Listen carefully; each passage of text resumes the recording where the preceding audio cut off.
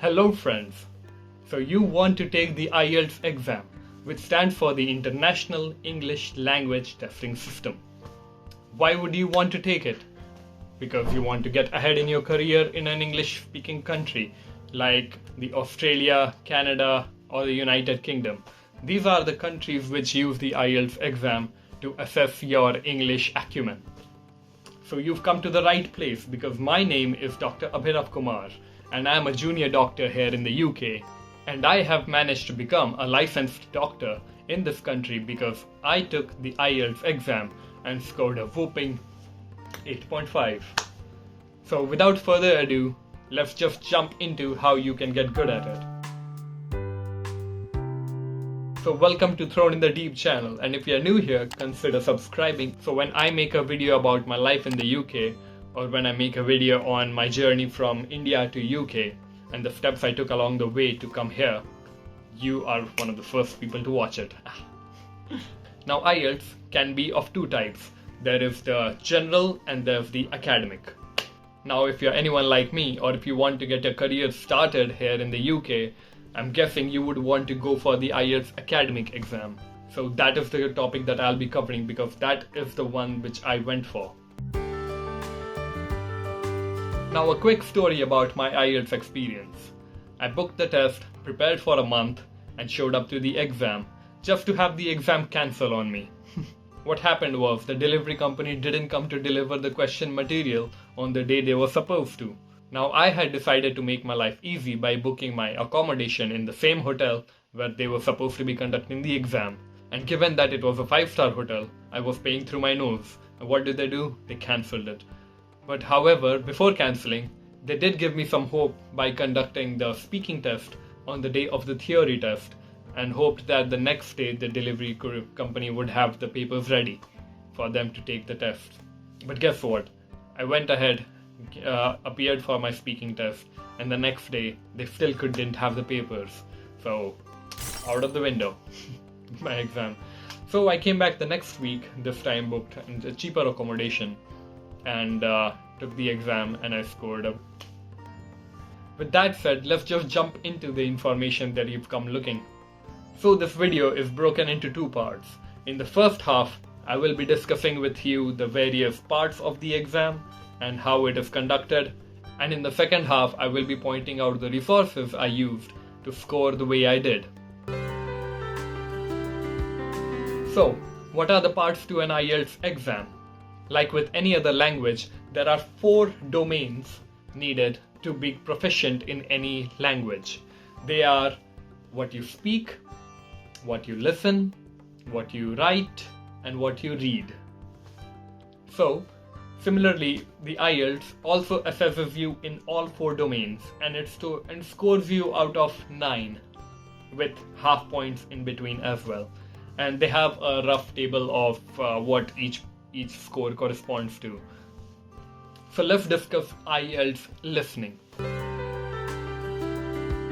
Now this is a 30-minute test where you have the headphones on and you listen to chunks of audio clips and you fill out the answers to 40 questions in that 30-minute time period. And then you move on to the IELTS reading.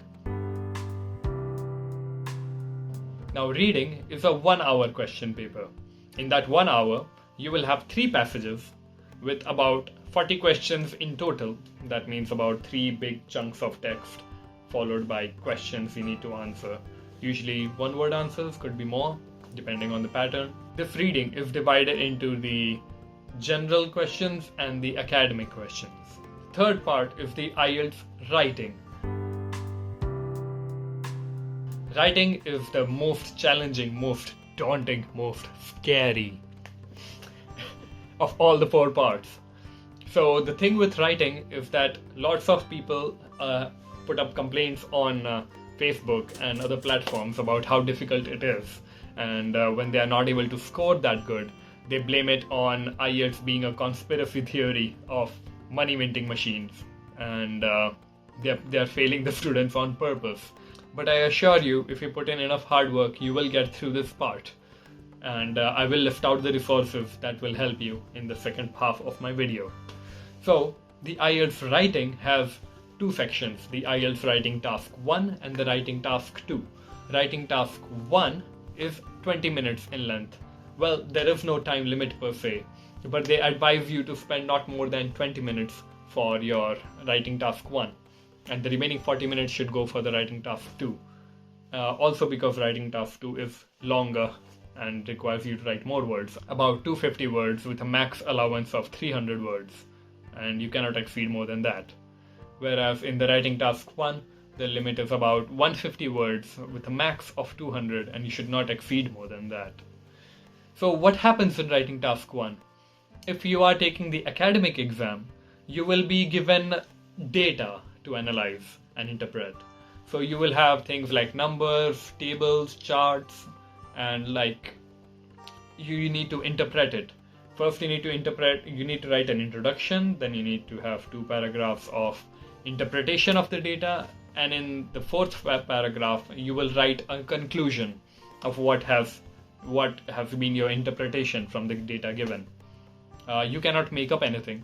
Everything is there in the data itself. You just need to write and write and write and hit the 150 word mark.